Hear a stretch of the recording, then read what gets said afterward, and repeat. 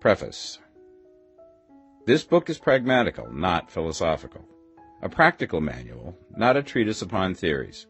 It is intended for the men and women whose most pressing need is for money, who wish to get rich first and philosophize afterward. It is for those who have, so far, found neither the time, the means, nor the opportunity to go deeply into the study of metaphysics, but who want results and who are willing to take the conclusions of science as a basis for action, without going into all the processes by which those conclusions were reached. It is expected that the reader will take the fundamental statements upon faith, just as he would take statements concerning a law of electrical action if they were promulgated by a Marconi or an Edison, and taking the statements upon faith, that he will prove their truth by acting upon them without fear or hesitation. Every man or woman who does this will certainly get rich, for the science herein applied is an exact science, and failure is impossible. For the benefit, however, of those who wish to investigate philosophical theories and so secure a logical basis for faith, I will here cite certain authorities. The monistic theory of the universe, the theory that one is all and that all is one, that one substance manifests itself as the seeming many elements of the material world, is of Hindu origin and has been gradually winning its way into the thought of the Western world for 200 years. It is the foundation of all the Oriental philosophies and of those of Descartes, Spinoza, Leibniz, Schopenhauer, Hegel, and Emerson. The reader who would dig to the philosophical foundations of this is advised to read Hegel and Emerson for himself. In writing this book, I have sacrificed all other considerations to plainness and simplicity of style, so that all might understand. The plan of action laid down herein was deduced from the conclusions of philosophy. It has been thoroughly tested and bears the supreme test of practical experiment. It works. If you wish to know how the conclusions were arrived at, read the writings of the authors mentioned above. And if you wish to reap the fruits of their philosophies in actual practice, read this book and do exactly as it tells you to do. The author. Chapter 1. The Right to be Rich. Whatever may be said in praise of poverty, the fact remains that it is not possible to live a really complete or successful life unless one is rich. No man can rise to his greatest possible height in talent or soul development unless he has plenty of money. For to unfold the soul and to develop talent he must have many things to use, and he cannot have these things unless he has money to buy them with. A man develops in mind, soul, and body by making use of these things, and society is so organized that man must have money in order to become the possessor of things. Therefore, the basis of all advancement for man must be the science of getting rich. The object of all life is development, and everything that lives has an inalienable right to all the development it is capable of attaining. Man's right to life means his right to have the free and unrestricted use of all things which may be necessary to his fullest mental, spiritual, and physical unfoldment, or, in other words, his right to be rich. I shall not speak of riches in a figurative way.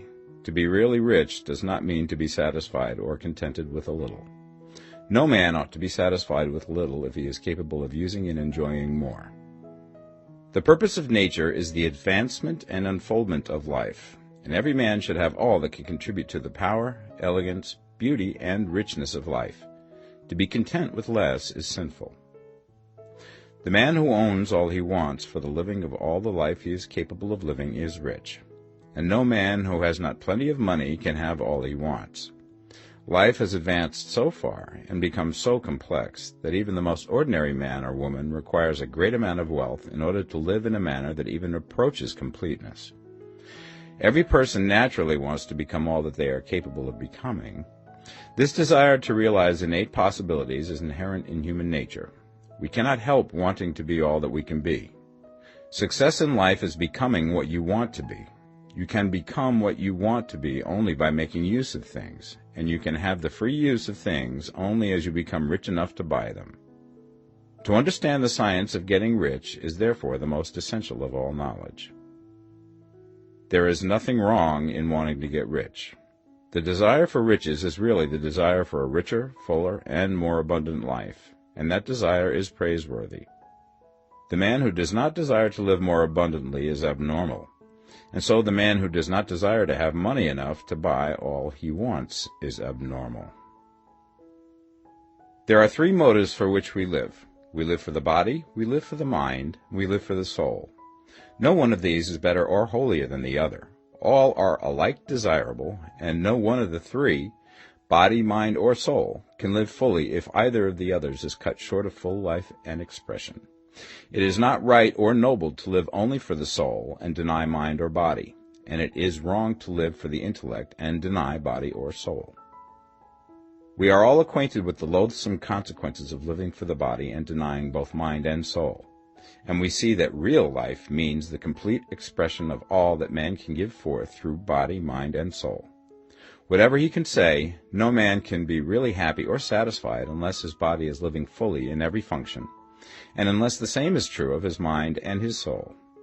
Wherever there is unexpressed possibility, or function not performed, there is unsatisfied desire. Desire is possibility seeking expression, or function seeking performance. Man cannot live fully in body without good food, comfortable clothing, and warm shelter, and without freedom from excessive toil. Rest and recreation are also necessary to his physical life. He cannot live fully in mind without books and time to study them, without opportunity for travel and observation, or without intellectual companionship. To live fully in mind, he must have intellectual recreations, and must surround himself with all the objects of art and beauty he is capable of using and appreciating. To live fully in soul, man must have love, and love is denied expression by poverty. A man's highest happiness is found in the bestowal of benefits on those he loves. Love finds its most natural and spontaneous expression in giving. The man who has nothing to give cannot fill his place as a husband or father, as a citizen or as a man. It is in the use of material things that a man finds full life for his body, develops his mind, and unfolds his soul. It is therefore of supreme importance to him that he should be rich. It is perfectly right that you should desire to be rich. If you are a normal man or woman, you cannot help doing so. It is perfectly right that you should give your best attention to the science of getting rich, for it is the noblest and most necessary of all studies. If you neglect this study, you are derelict in your duty to yourself, to God, and humanity, for you can render to God and humanity no greater service than to make the most of yourself. Chapter 2. There is a science of getting rich. There is a science of getting rich, and it is an exact science, like algebra or arithmetic. There are certain laws which govern the process of acquiring riches. Once these laws are learned and obeyed by any man, he will get rich with mathematical certainty. The ownership of money and property comes as a result of doing things in a certain way. Those who do things in this certain way, whether on purpose or accidentally, get rich, while those who do not do things in this certain way, no matter how hard they work or how able they are, remain poor. It is a natural law that like causes always produce like effects, and therefore any man or woman who learns to do things in this certain way will infallibly get rich. That the above statement is true is shown by the following facts. Getting rich is not a matter of environment, for if it were, all the people in certain neighborhoods would become wealthy. The people of one city would all be rich, while those of other towns would all be poor. Or the inhabitants of one state would roll in wealth, and those of an adjoining state would be in poverty. But everywhere we see rich and poor living side by side, in the same environment, and often engaged in the same vocations. When two men are in the same locality and in the same business, and one gets rich while the other remains poor, it shows that getting rich is not primarily a matter of environment. Some environments may be more favorable than others, but when two men in the same business are in the same neighborhood, and one gets rich while the other fails, it indicates that getting rich is the result of doing things in a certain way. And further, the ability to do things in this certain way is not due solely to the possession of talent, for many people who have great talent remain poor, while others who have very little talent get rich.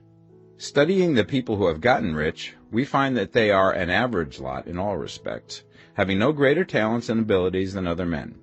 It is evident that they do not get rich because they possess talents and abilities that other men have not, but because they happen to do things in a certain way. Getting rich is not the result of saving or thrift. Many very penurious people are poor, while free spenders often get rich. Nor is getting rich due to doing things which others fail to do. For two men in the same business often do almost exactly the same things, and one gets rich while the other remains poor or becomes bankrupt. From all these things, we must come to the conclusion that getting rich is the result of doing things in a certain way. If getting rich is the result of doing things in a certain way, then any man or woman who can do things in that way can become rich, and the whole matter is brought within the domain of exact science. The question arises here whether this certain way may not be so difficult that only a few may follow it. This cannot be true, as we have seen, so far as natural ability is concerned. Talented people get rich, and blockheads get rich. Intellectually brilliant people get rich, and very stupid people get rich. Physically strong people get rich, and weak and sickly people get rich. Some degree of ability to think and understand is, of course, essential. But insofar natural ability is concerned, any man or woman who has sense enough to read and understand these words can certainly get rich. Also, we have seen that it is not a matter of environment. Location counts for something. One would not go to the heart of the Sahara and expect to do successful business. Getting rich involves the necessity of dealing with men and of being where there are people to deal with. And if these people are inclined to deal in the way that you want to deal, so much the better. But that is about as far as environment goes. If anybody else in your town can get rich, so can you. And if anybody else in your state can get rich, so can you. Again, it is not a matter of choosing some particular business or profession. People get rich in every business and in every profession, while their next-door neighbors in the same vocation remain in poverty. It is true that you will do best in a business which you like and which is congenial to you. And if you have certain talents which are well developed, you will do best in a business which calls for the exercise of those talents. Also, you will do best in a business which is suited to your locality. An ice cream parlor would do better in a warm climate than in Greenland, and a salmon fishery will succeed better in the Northwest than in Florida, where there are no salmon. But aside from these general limitations, getting rich is not dependent upon your engaging in some particular business, but upon your learning to do things in a certain way. If you are now in business and anybody else in your locality is getting rich in the same business, while you are not getting rich, it is because you are not doing things in the same way that the other person is doing them. No one is prevented from getting rich by lack of capital. True, as you get capital, the increase becomes more easy and rapid, but one who has capital is already rich and does not need to consider how to become so. No matter how poor you may be, if you begin to do things in a certain way, you will begin to get rich, and you will begin to have capital. The getting of capital is a part of the process of getting rich, and it is a part of the result which invariably follows the doing of things in a certain way. You may be the poorest man on the continent and be deeply in debt. You may have neither friends, influence, nor resources, but if you begin to do things in this way, you must infallibly begin to get rich, for the like causes must produce like effects. If you have no capital, you can get capital. If you're in the wrong business, you can get into the right business. If you're in the wrong location, you can go to the right location. And you can do so by beginning in your present business and in your present location to do things in the certain way which causes success. Chapter 3. Is opportunity monopolized? No man is kept poor because opportunity has been taken away from him, because other people have monopolized the wealth and have put a fence around it. You may be shut off from engaging in business in certain lines, but there are other channels open to you. Probably it would be hard for you to get control of any of the great railroad systems. That field is pretty well monopolized, but the electric railway business is still in its infancy and offers plenty of scope for enterprise. And it will be but a very few years until traffic and transportation through the air will become a great industry, and in all its branches will give employment to hundreds of thousands and perhaps to millions of people. Why not turn your attention to the development of aerial transportation, instead of competing with J.J. Hill and others for a chance in the steam railway world? It is quite true that if you are a working man in the employ of the Steel Trust, you have very little chance of becoming the owner of the plant in which you work. But it is also true that if you will commence to act in a certain way, you can soon leave the employ of the Steel Trust. You can buy a farm from 10 to 40 acres and engage in business as a producer of foodstuffs. There is great opportunity at this time for men who will live upon small tracts of land and cultivate the same intensively, Such men will certainly get rich. You may say that it is impossible for you to get the land, but I'm going to prove to you that it is not impossible, and that you can certainly get a farm if you will go to work in a certain way. At different periods, the tide of opportunity sets in different directions, according to the needs of the whole, and the particular stage of social evolution which has been reached. At present, in America, it is setting towards agricultural and the allied industries and professions. Today, opportunity is open before the factory worker in his line. It is open before the businessman who supplies the farmer more than before the one who supplies the factory worker, and before the professional man who waits upon the farmer more than before the one who serves the working class. There is an abundance of opportunity for the man who will go with the tide instead of trying to swim against it. So the factory workers, either as individuals or as a class, are not deprived of opportunity. The workers are not being kept down by their masters. They are not being ground by the trusts and combinations of capital. As a class, they are where they are because they do not do things in a certain way.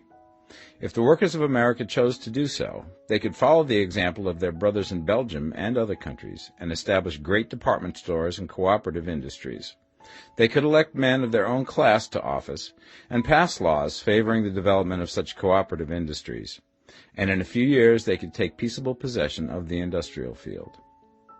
The working class may become the master class whenever they will begin to do things in a certain way. The law of wealth is the same for them as it is for all others. This they must learn, and they will remain where they are as long as they continue to do as they do. The individual worker, however, is not held down by the ignorance or the mental slothfulness of his class. He can follow the tide of opportunity to riches, and this book will tell him how. No one is kept in poverty by a shortness in the supply of riches. There is more than enough for all.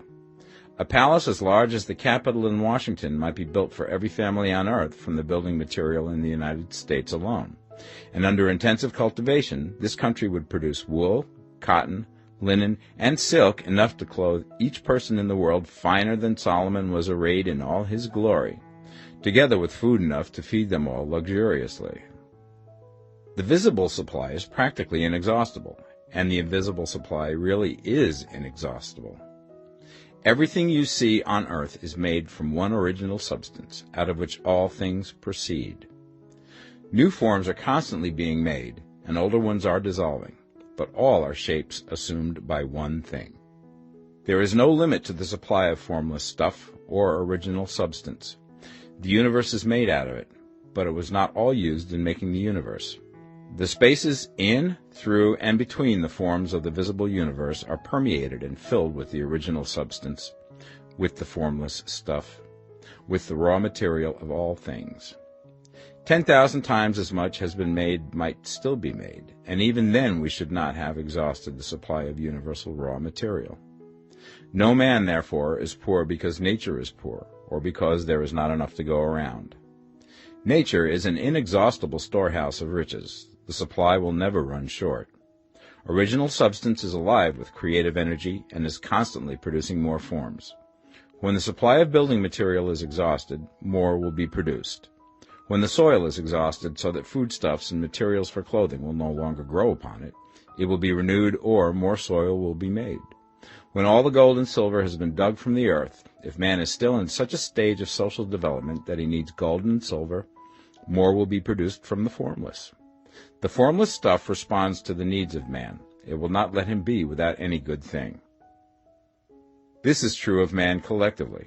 The race as a whole is always abundantly rich, and if individuals are poor, it is because they do not follow the certain way of doing things which makes the individual man rich. The formless stuff is intelligent. It is stuff which thinks. It is alive and is always impelled towards more life. It is the natural and inherent impulse of life to seek to live more.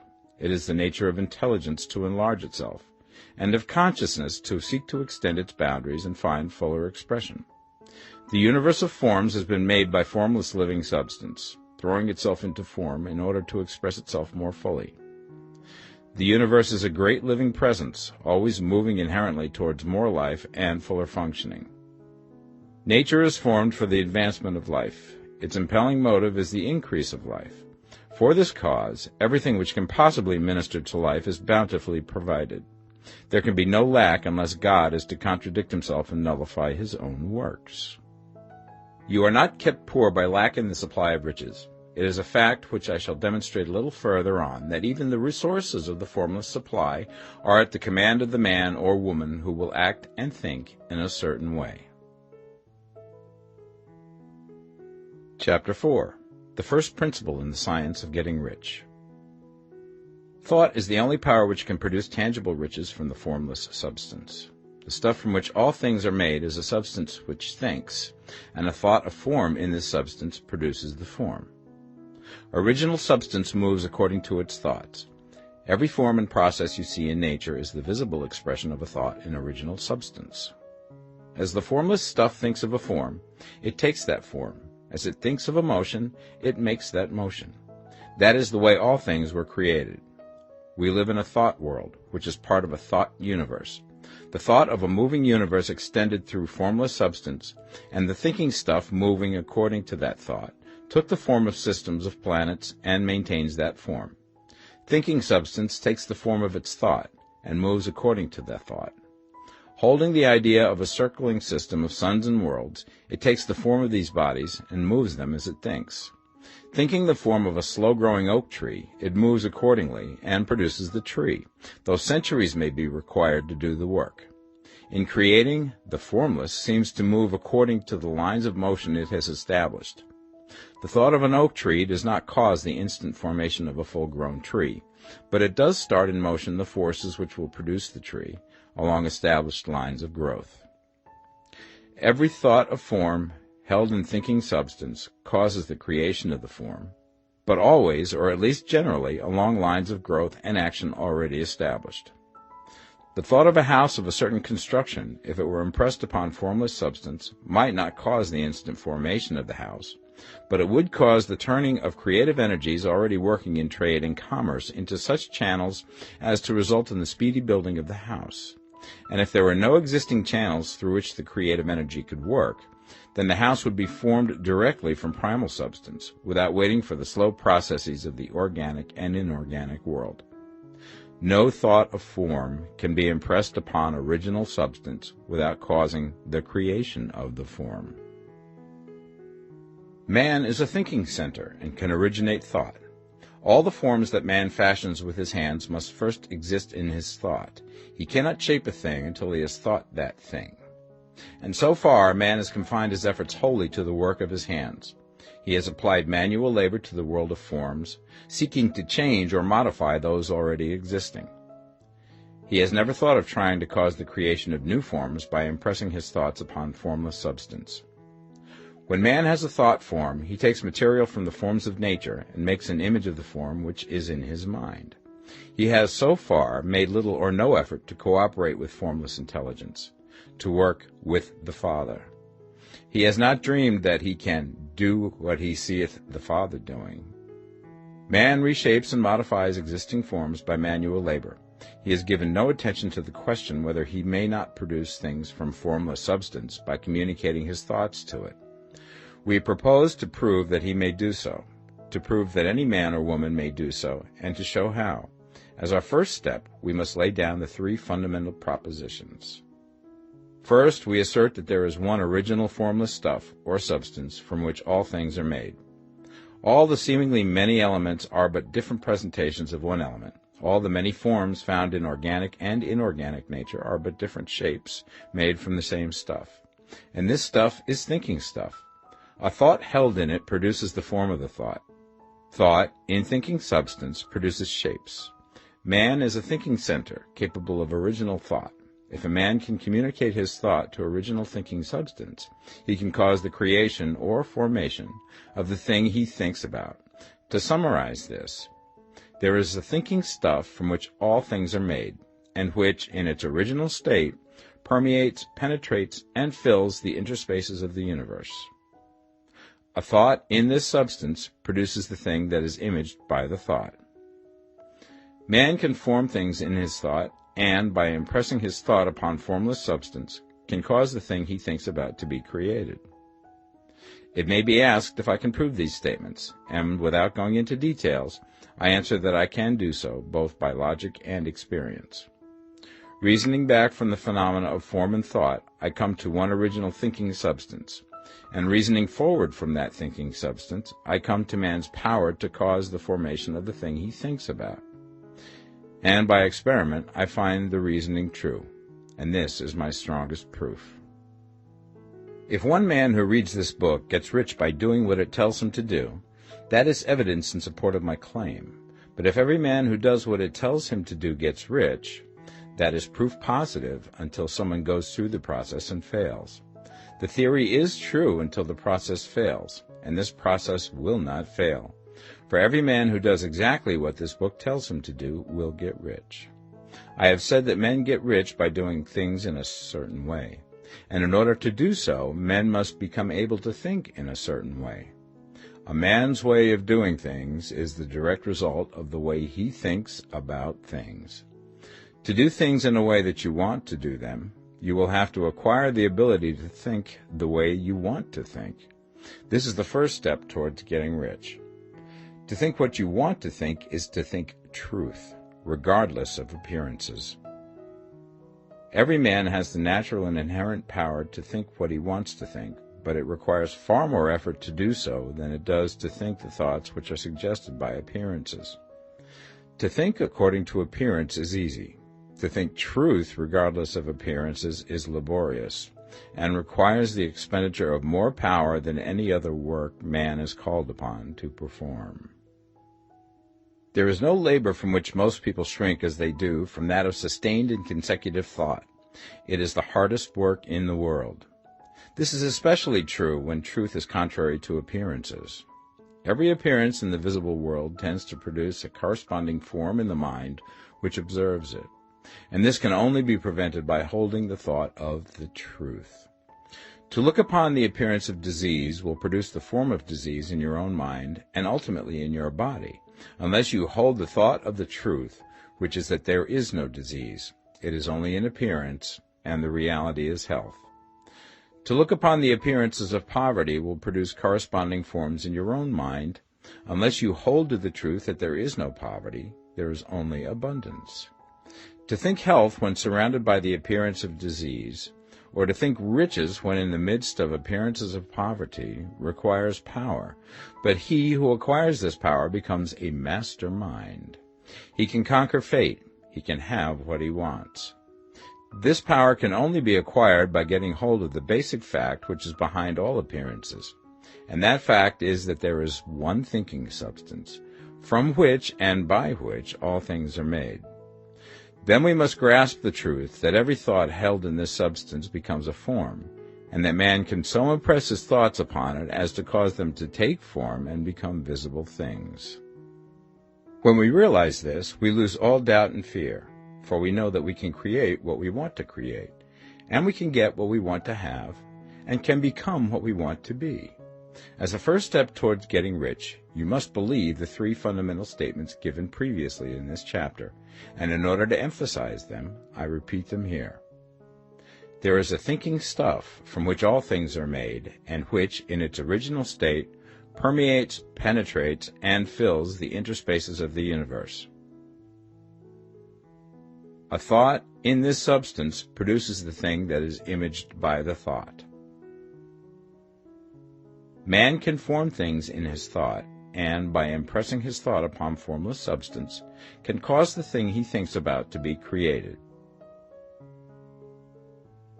You must lay aside all other concepts of the universe than this monistic one, and you must dwell upon this until it is fixed in your mind and has become your habitual thought. Read these creed statements over and over again.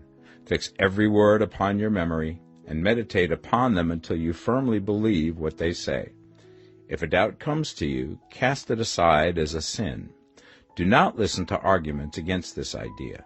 Do not go to churches or lectures where a contrary concept of things is taught or preached. Do not read magazines or books which teach a different idea. If you get mixed up in your faith, all your efforts will be in vain. Do not ask why these things are true, nor speculate as to how they can be true. Simply take them on trust. The science of getting rich begins with the absolute acceptance of this faith. Chapter 5. Increasing Life. You must get rid of the last vestige of the old idea that there is a deity whose will it is that you should be poor, or whose purposes may be served by keeping you in poverty. The intelligent substance which is all, and in all, which lives in all and lives in you, is a consciously living substance. Being a consciously living substance, it must have the nature and inherent desire of every living intelligence for increase of life. Every living thing must continually seek for the enlargement of its life, because life, in the mere act of living, must increase itself. A seed, dropped into the ground, springs into activity, and in the act of living produces 100 more seeds. Life, by living, multiplies itself. It is forever becoming more.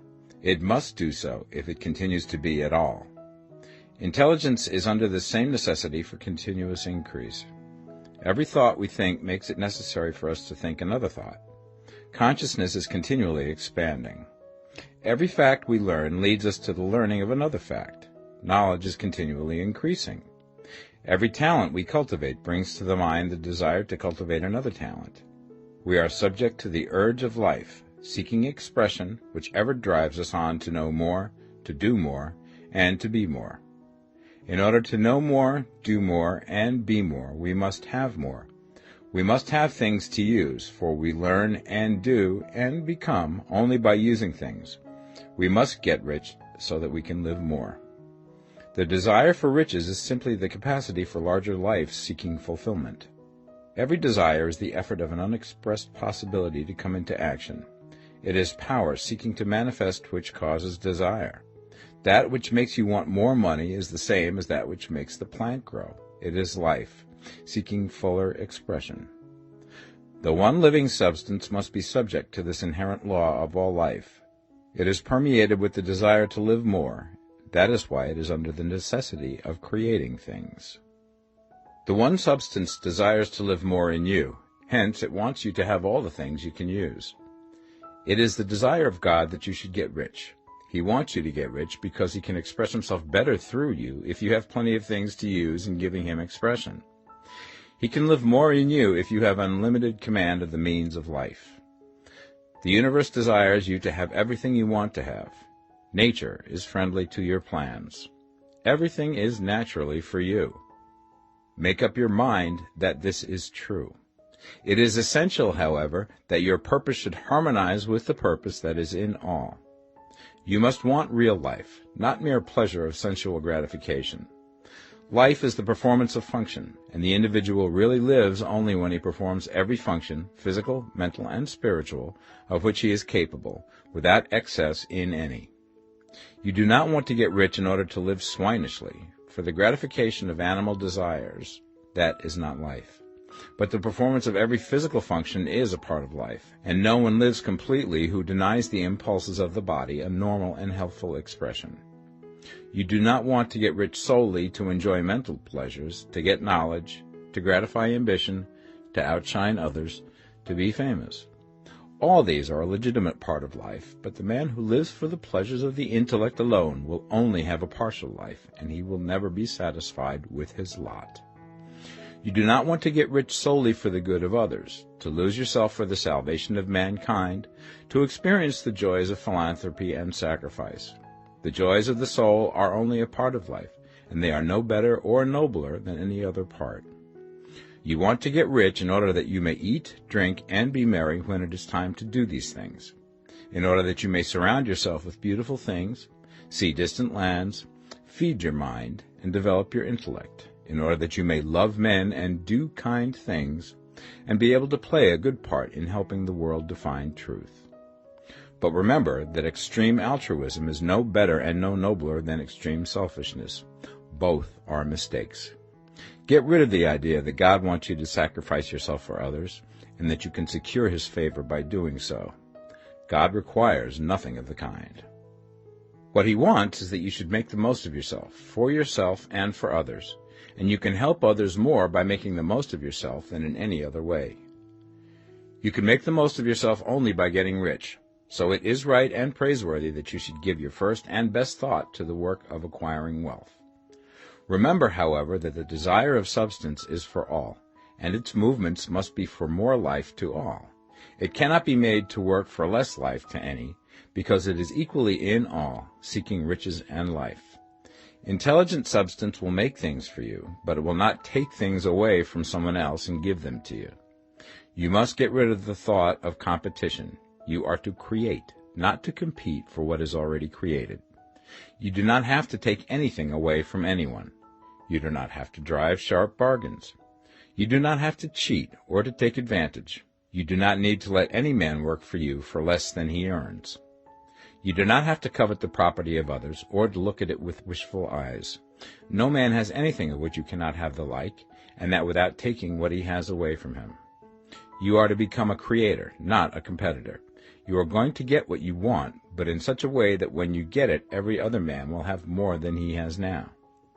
I am aware that there are men who get a vast amount of money by proceeding in direct opposition to the statements in the paragraph above, and may add a word of explanation here. Men of the plutocratic type, who become very rich, do so sometimes purely by their extraordinary ability on the plane of competition, and sometimes they unconsciously relate themselves to substance and its great purposes and movements for the general racial upbuilding through industrial evolution. Rockefeller, Carnegie, Morgan, et al. Have been the unconscious agents of the supreme in the necessary work of systematizing and organizing productive industry, and in the end, their work will contribute immensely towards increased life for all. Their day is nearly over, they have organized production, and will soon be succeeded by the agents of the multitude, who will organize the machinery of distribution. The multimillionaires are like the monster reptiles of the prehistoric eras. They play a necessary part in the evolutionary process, but the same power which produced them will dispose of them, and it is well to bear in mind that they have never been really rich. A record of the private lives of most of this class will show that they have really been the most abject and wretched of the poor. Riches secured on the competitive plane are never satisfactory and permanent. They are yours today and another's tomorrow. Remember, if you are to become rich in a scientific and certain way, you must rise entirely out of the competitive thought. You must never think for a moment that the supply is limited. Just as soon as you begin to think that all the money is being cornered and controlled by bankers and others, and that you must exert yourself to get laws passed to stop this process, and so on, in that moment you drop into the competitive mind, and your power to cause creation is gone for the time being. And what is worse, you will probably arrest the creative movements you have already instituted. Know that there are countless millions of dollars worth of gold in the mountains of the earth, not yet brought to light, and know that if there were not, more would be created from thinking substance to supply your needs. Know that the money you need will come, even if it is necessary for 1,000 men to be led to the discovery of new gold mines tomorrow. Never look at the visible supply.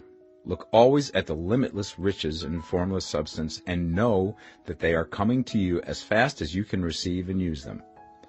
Nobody, by cornering the visible supply, can prevent you from getting what is yours.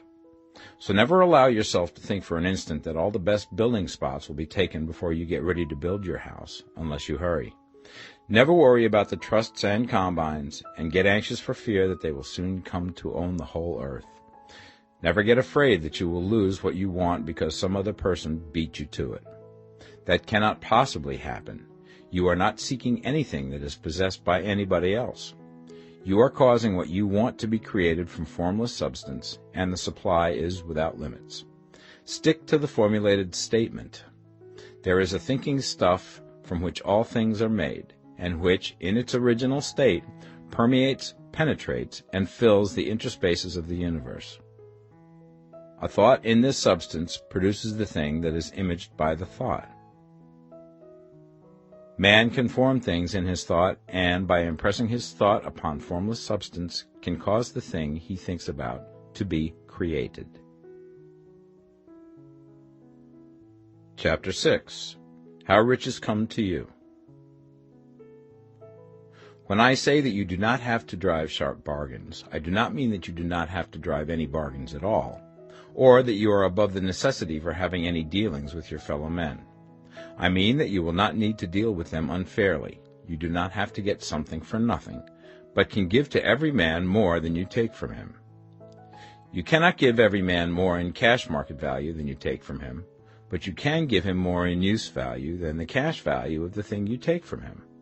The paper, ink, and other material in this book may not be worth the money you pay for it, but if the ideas suggested by it bring you thousands of dollars, you have not been wronged by those who sold it to you.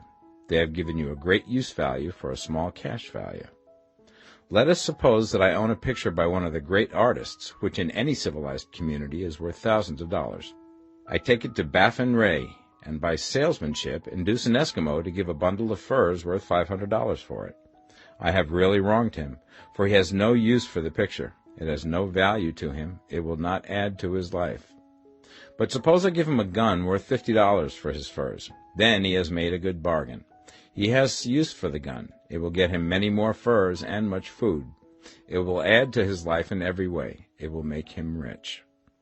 When you rise from the competitive to the creative plane, you can scan your business transactions very strictly, and if you are selling any man anything which does not add more to his life than the thing he gives you in exchange, you can afford to stop it. You do not have to beat anybody in business, and if you are in a business which does beat people, get out of it at once. Give every man more in use value than you take from him in cash value. Then you are adding to the life of the world by every business transaction. If you have people working for you, you must take from them more in cash value than you pay them in wages. But you can so organize your business that it will be filled with the principle of advancement, and so that each employee who wishes to do so may advance a little every day.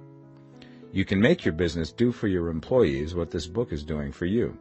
You can so conduct your business that it will be a sort of ladder, by which every employee who will take the trouble may climb to riches himself, and, given the opportunity, if he will not do so, it is not your fault. And finally, because you are to cause the creation of your riches from formless substance which permeates all your environment, it does not follow that they are to take shape from the atmosphere and come into being before your eyes. If you want a sewing machine, for instance, I do not mean to tell you that you are to impress the thought of a sewing machine on thinking substance until the machine is formed without hands, in the room where you sit or elsewhere. But if you want a sewing machine, hold the mental image of it with the most positive certainty that it is being made, or is on its way to you. After once forming the thought, have the most absolute and unquestioning faith that the sewing machine is coming. Never think of it, or speak of it, in any other way than as being sure to arrive. Claim it as already yours. It will be brought to you by the power of the Supreme Intelligence, acting upon the minds of men. If you live in Maine, it may be that a man will be brought from Texas or Japan to engage in some transaction which will result in your getting what you want. If so, the whole matter will be as much to that man's advantage as it is to yours. Do not forget for a moment that the thinking substance is through all, in all, communicating with all, and can influence all. The desire of thinking substance for a fuller life and better living has caused the creation of all the sewing machines already made, and it can cause the creation of millions more, and will, whenever men set it in motion by desire and faith, and by acting in a certain way. You can certainly have a sewing machine in your house, and it is just as certain that you can have any other thing or things which you want, and which you will use for the advancement of your own life and the lives of others. You need not hesitate about asking largely. It is your Father's pleasure to give you the kingdom, said Jesus. Original substance wants to live all that is possible in you, and wants you to have all that you can or will use for the living of the most abundant life. If you fix upon your consciousness the fact that the desire you feel for the possession of riches is one with the desire of omnipotence for more complete expression, your faith becomes invincible. Once I saw a little boy sitting at a piano, and vainly tried to bring harmony out of the keys, and I saw that he was grieved and provoked by his inability to play real music. I asked him the cause of his vexation, and he answered, "I can feel the music in me, but I can't make my hands go right."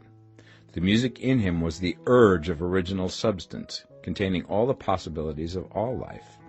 All that there is of music was seeking expression through the child. God, the one substance, is trying to live and do and enjoy things through humanity. He is saying, I want hands to build wonderful structures, to play divine harmonies, to paint glorious pictures. I want feet to run my errands, eyes to see my beauties, tongues to tell mighty truths and to sing marvelous songs, and so on. All that there is of possibility is seeking expression through men. God wants those who can play music to have pianos and every other instrument, and to have the means to cultivate their talents to the fullest extent. He wants those who can appreciate beauty to be able to surround themselves with beautiful things. He wants those who can discern truth to have every opportunity to travel and observe. He wants those who can appreciate dress to be beautifully clothed, and those who can appreciate good food to be luxuriously fed. He wants all these things because it is himself that enjoys and appreciates them. It is God who wants to play and sing and enjoy beauty and proclaim truth and wear fine clothes and eat good food. It is God that worketh in you to will and to do, said Paul. The desire you feel for riches is the infinite, seeking to express himself in you as he sought to find expression in the little boy at the piano.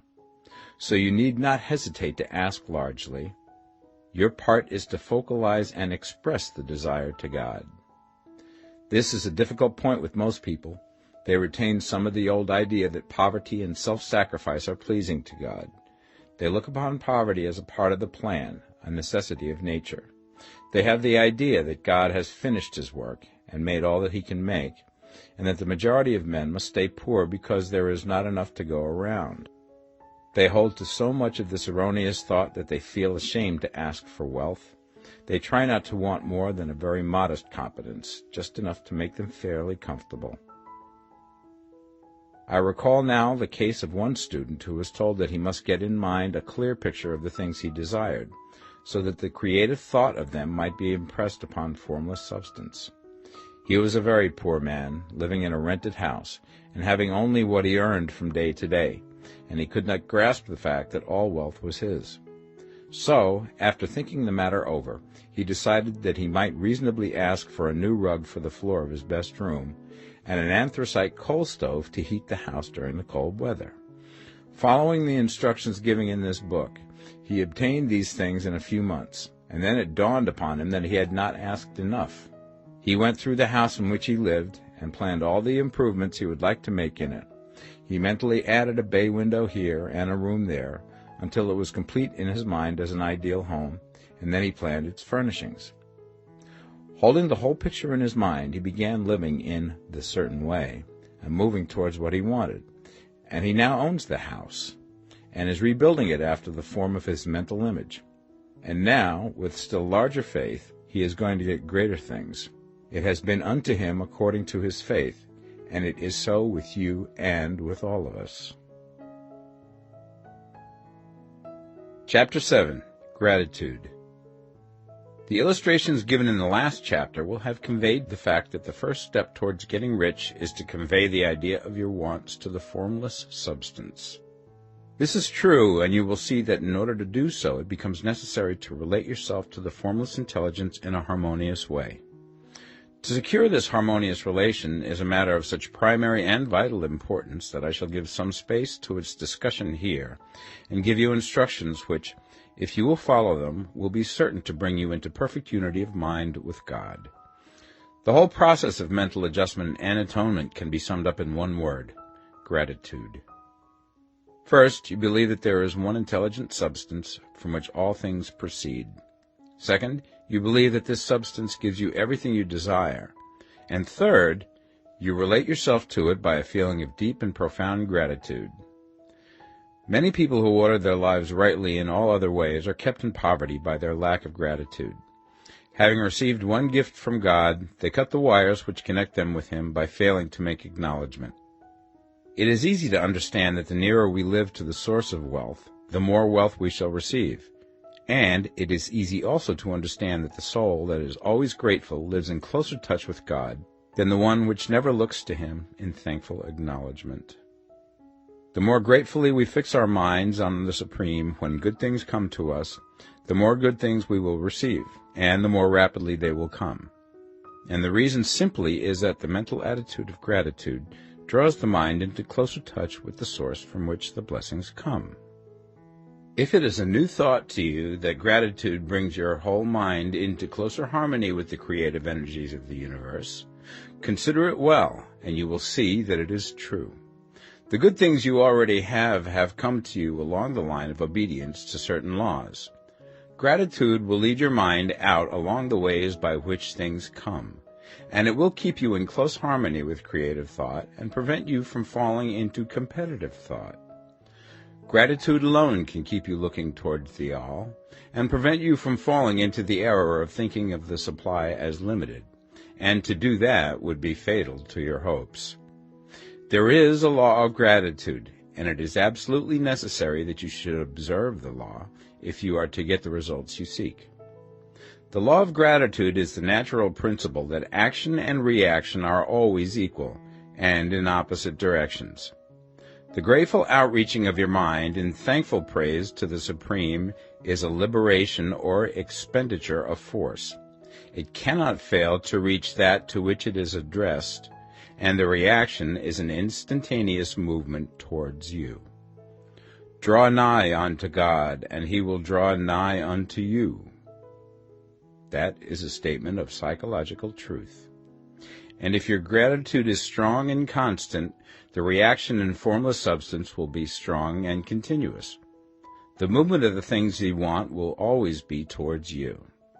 Notice the grateful attitude that Jesus took, how he always seemed to be saying, I thank thee, Father, that thou hearest me. You cannot exercise much power without gratitude, for it is gratitude that keeps you connected with power. But the value of gratitude does not consist solely in getting you more blessings in the future. Without gratitude, you cannot long keep from dissatisfied thought regarding things as they are. The moment you permit your mind to dwell with dissatisfaction upon things as they are, you begin to lose ground. You fix attention upon the common, the ordinary, the poor, and the squalid and mean, and your mind takes the form of these things. Then you will transmit these forms or mental images to the formless, and the common, the poor, the squalid, and mean will come to you. To permit your mind to dwell upon the inferior is to become inferior, and to surround yourself with inferior things. On the other hand, to fix your attention on the best is to surround yourself with the best, and to become the best. The creative power within us makes us into the image of that to which we give our attention. We are thinking substance, and thinking substance always takes the form of that which it thinks about. The grateful mind is constantly fixed upon the best. Therefore it tends to become the best. It takes the form or character of the best and will receive the best. Also, faith is born of gratitude. The grateful mind continually expects good things, and expectation becomes faith. The reaction of gratitude upon one's own mind produces faith, and every outgoing wave of grateful thanksgiving increases faith. He who has no feeling of gratitude cannot long retain a living faith, and without a living faith you cannot get rich by the creative method, as we shall see in the following chapters. It is necessary, then, to cultivate the habit of being grateful for every good thing that comes to you, and to give thanks continuously. And because all things have contributed to your advancement, you should include all things in your gratitude. Do not waste time thinking or talking about the shortcomings or wrong actions of plutocrats or trust magnates. Their organization of the world has made your opportunity. All you get really comes to you because of them. Do not rage against corrupt politicians. If it were not for politicians, we should fall into anarchy, and your opportunity would be greatly lessened. God has worked a long time and very patiently to bring us up to where we are in industry and government, and he is going right on with his work. There is not the least doubt that he will do away with plutocrats, trust magnates, captains of industry, and politicians as soon as they can be spared. But in the meantime, behold, they are all very good. Remember that they are all helping to arrange the lines of transmission along which your riches will come to you, and be grateful to them all. This will bring you into harmonious relations with the good in everything, and the good in everything will move toward you.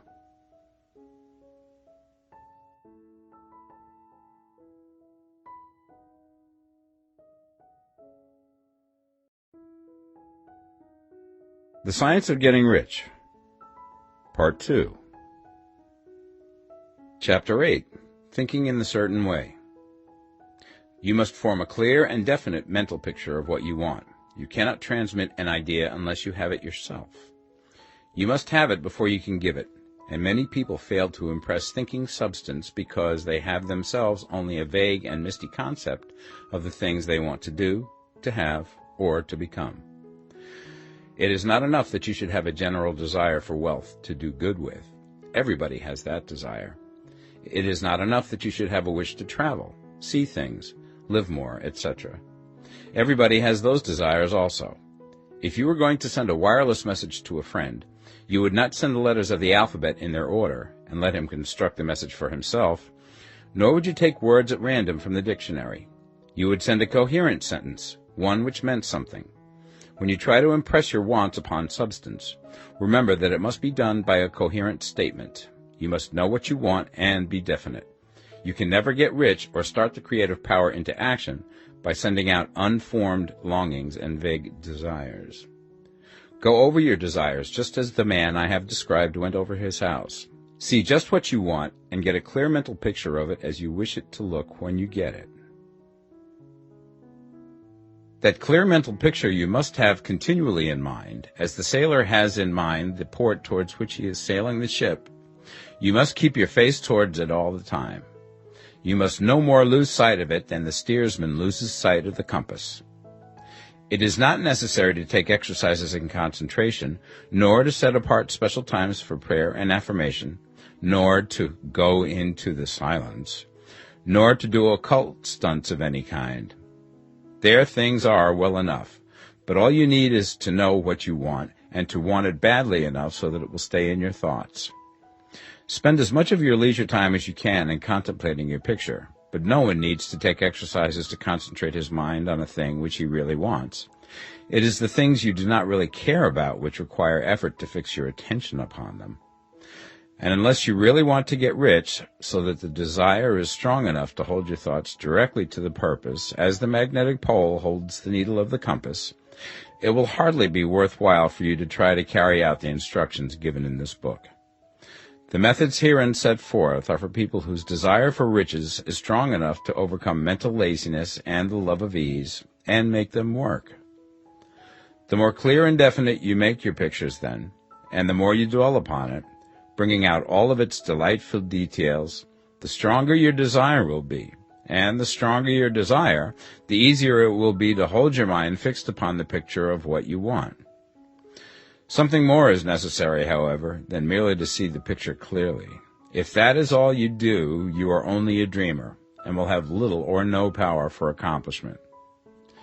Behind your clear vision must be the purpose to realize it, to bring it out in tangible expression. And behind this purpose must be an invincible and unwavering faith that the thing is already yours, that it is at hand, and you have only to take possession of it. Live in the new house mentally until it takes form around you physically. In the mental realm, enter at once into full enjoyment of the things you want. Whatsoever things ye ask for when ye pray, believe that ye receive them, and ye shall have them, said Jesus. See the things you want as if they were actually around you all the time. See yourself as owning and using them. Make use of them in imagination, just as you will use them when they are your tangible possessions. Dwell upon your mental picture until it is clear and distinct, and then take the mental attitude of ownership towards everything in that picture. Take possession of it in mind, in the full faith that it is actually yours. Hold to this mental ownership. Do not waver for an instant in the faith that it is real. And remember what was said in the preceding chapter about gratitude. Be as thankful for it all the time as you expect to be when it has taken form. The man who can sincerely thank God for the things which as yet he owns only in imagination has real faith. He will get rich. He will cause the creation of whatsoever he wants. You do not need to pray repeatedly for things you want. It is not necessary to tell God about it every day. Use not vain repetitions as the heathens do, said Jesus to his pupils. For your Father knoweth that ye have need of these things before ye ask him. Your part is to intelligently formulate your desires for the things which make for a larger life, and to get these desires arranged into a coherent whole, and then to impress this whole desire upon the formless substance, which has the power and the will to bring you what you want. You do not make this impression by repeating strings of words. You make it by holding the vision with unshakable purpose to attain it, and with steadfast faith that you do attain it.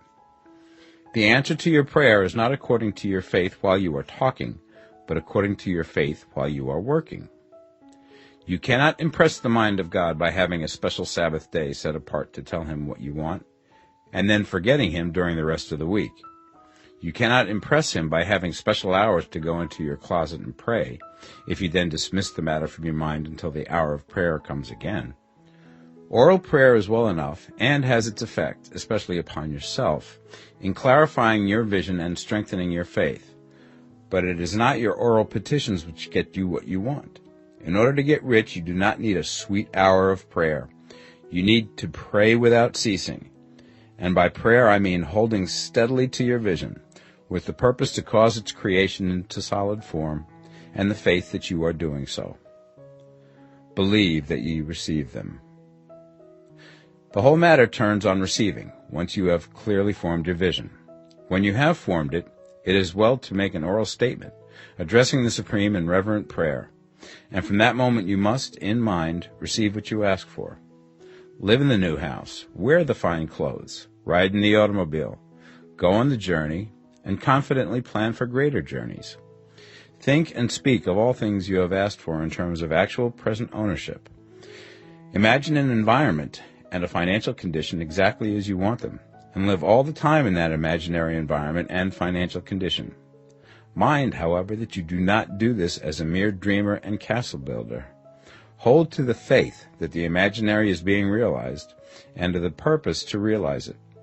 Remember that it is faith and purpose in the use of imagination which makes the difference between the scientist and the dreamer.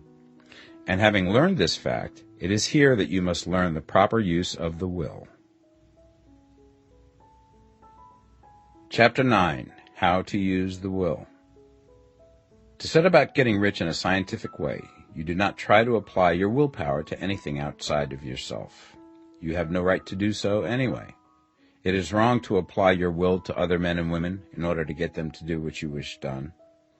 It is as flagrantly wrong to coerce people by mental power as it is to coerce them by physical power.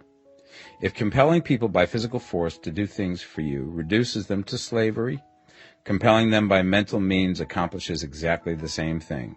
The only difference is in methods. If taking things from people by physical force is robbery, then taking things by mental force is robbery also. There is no difference in principle. You have no right to use your willpower upon another person, even for his own good, for you do not know what is for his good. The science of getting rich does not require you to apply power or force to any other person in any way whatsoever. There is not the slightest necessity for doing so. Indeed, any attempt to use your will upon others will only tend to defeat your purpose. You do not need to apply your will to things in order to compel them to come to you. That would simply be trying to coerce God, and would be foolish and useless, as well as irreverent. You do not have to compel God to give you good things, any more than you have to use your willpower to make the sun rise. You do not have to use your willpower to conquer an unfriendly deity, or to make stubborn and rebellious forces do your bidding. Substance is friendly to you, and is more anxious to give you what you want than you are to get it. To get rich, you need only to use your willpower upon yourself. When you know what to think and do, then you must use your will to compel yourself to think and do the right things.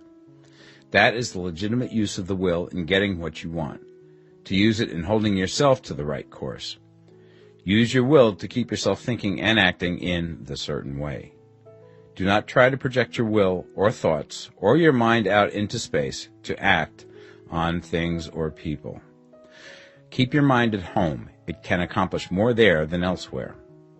Use your mind to form a mental image of what you want and to hold that vision with faith and purpose, and use your will to keep your mind working in the right way. The more steady and continuous your faith and purpose, the more rapidly you will get rich, because you will make only positive impressions upon substance, and you will not neutralize or offset them by negative impressions. The picture of your desires, held with faith and purpose, is taken up by the formless, and permeates it to great distances throughout the universe, for all I know. As this impression spreads, all things are set moving towards its realizations. Every living thing, every inanimate thing, and the things yet uncreated, are stirred towards bringing into being that which you want. All forces begin to be exerted in that direction. All things begin to move towards you. The minds of people everywhere are influenced towards doing the things necessary to the fulfilling of your desires, and they work for you unconsciously. But you can check all this by starting a negative impression in the formless substance. Doubt or unbelief is as certain to start a movement away from you as faith and purpose are to start one toward you. It is by not understanding this that most people who try to make use of mental science in getting rich make their failure. Every hour and moment you spend in giving heeds to doubts and fears. Every hour you spend in worry, every hour in which your soul is possessed by unbelief, sets a current away from you in the whole domain of intelligent substance. All the promises are unto them that believe, and unto them only. Notice how insistent Jesus was upon this point of belief, and now you know the reason why. Since belief is all important, it behooves you to guard your thoughts, and as your beliefs will be shaped to a very great extent by the things you observe and think about, it is important that you should command your attention. And here the will comes into use, for it is by your will that you determine upon what things your attention shall be fixed. If you want to become rich, you must not make a study of poverty. Things are not brought into being by thinking about their opposites. Health is never to be attained by studying disease and thinking about disease. Righteousness is not to be promoted by studying sin and thinking about sin. And no one ever got rich by studying poverty and thinking about poverty. Medicine as a science of disease has increased disease. Religion as a science of sin has promoted sin. And economics as a study of poverty will fill the world with wretchedness and want. Do not talk about poverty. Do not investigate it or concern yourself with it. Never mind what its causes are. You have nothing to do with them. What concerns you is the cure. Do not spend your time in charitable work or charity movements. All charity only tends to perpetuate the wretchedness it aims to eradicate. I do not say that you should be hard-hearted or unkind and refuse to hear the cry of need, but you must not try to eradicate poverty in any of the conventional ways. Put poverty behind you, and put all that pertains to it behind you, and make good. Get rich. That is the best way you can help the poor. And you cannot hold the mental image which is to make you rich if you fill your mind with pictures of poverty. Do not read books or papers which give circumstantial accounts of the wretchedness of the tenement dwellers, of the horrors of child labor, and so on. Do not read anything which fills your mind with gloomy images of want and suffering. You cannot help the poor in the least by knowing about these things, and the widespread knowledge of them does not tend at all to do away with poverty. What tends to do away with poverty is not getting the pictures of poverty into your mind, but getting pictures of wealth into the minds of the poor. You are not deserting the poor in their misery when you refuse to allow your mind to be filled with pictures of that misery. Poverty can be done away with, not by increasing the number of well-to-do people who think about poverty, but by increasing the number of poor people who purpose with faith to get rich. The poor do not need charity, they need inspiration. Charity only sends them a loaf of bread to keep them alive in their wretchedness, or give them an entertainment to make them forget for an hour or two. But inspiration will cause them to rise out of their misery. If you want to help the poor, demonstrate to them that they can become rich. Prove it by getting rich yourself.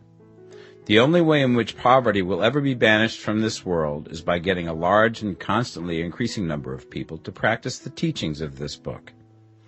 People must be taught to become rich by creation, not by competition. Every man who becomes rich by competition throws down behind him the ladder by which he rises and keeps others down. But every man who gets rich by creation opens a way for thousands to follow him and inspires them to do so. You are not showing hardness of heart or an unfeeling disposition when you refuse to pity poverty, see poverty, read about poverty, or think or talk about it, or to listen to those who do talk about it. Use your willpower to keep your mind off the subject of poverty and to keep it fixed with faith and purpose on the vision of what you want. Chapter 10. Further use of the will. You cannot retain a true and clear vision of wealth if you are constantly turning your attention to opposing pictures, whether they be external or imaginary. Do not tell of your past troubles of a financial nature, if you have had them. Do not think of them at all. Do not tell of the poverty of your parents, or the hardships of your early life. To do any of these things is to mentally class yourself with the poor for the time being, and it will certainly check the movement of things in your direction. Let the dead bury their dead, as Jesus said. Put poverty and all things that pertain to poverty completely behind you. You have accepted a certain theory of the universe as being correct, and are resting all your hopes of happiness on its being correct. And what can you gain by giving heed to conflicting theories? Do not read religious books which tell you that the world is soon coming to an end, and do not read the writing of muckrakers and pessimistic philosophers who tell you that it is going to the devil. The world is not going to the devil. It is going to God. It is wonderful becoming. True, there may be a good many things in existing conditions which are disagreeable, but what is the use of studying them when they are certainly passing away, and when the study of them only tends to check their passing and keep them with us? Why give time and attention to things which are being removed by evolutionary growth, when you can hasten their removal only by promoting the evolutionary growth as far as your part of it goes? No matter how horrible and seeming may be the conditions in certain countries, sections, or places, you waste your time and destroy your own chances by considering them. You should interest yourself in the world's becoming rich. Think of the riches in the world is coming to, instead of the poverty it is growing out of. And bear in mind that the only way in which you can assist the world in growing rich is by growing rich yourself through creative method, not the competitive one. Give your attention wholly to riches. Ignore poverty.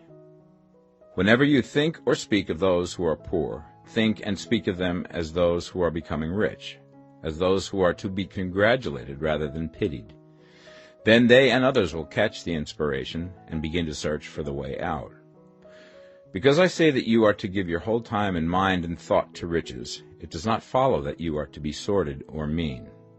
To become really rich is the noblest aim you can have in life, for it includes everything else. On the competitive plane, the struggle to get rich is a godless scramble for power over other men. But when we come into the creative mind, all this is changed. All that is possible in the way of greatness and soul unfoldment, of service and lofty endeavor, comes by way of getting rich. All is made possible by the use of things.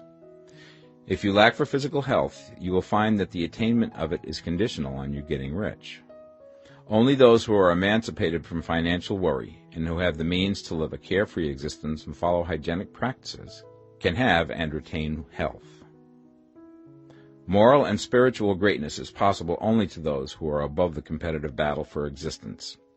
And only those who are becoming rich on the plane of creative thought are free from the degrading influences of competition.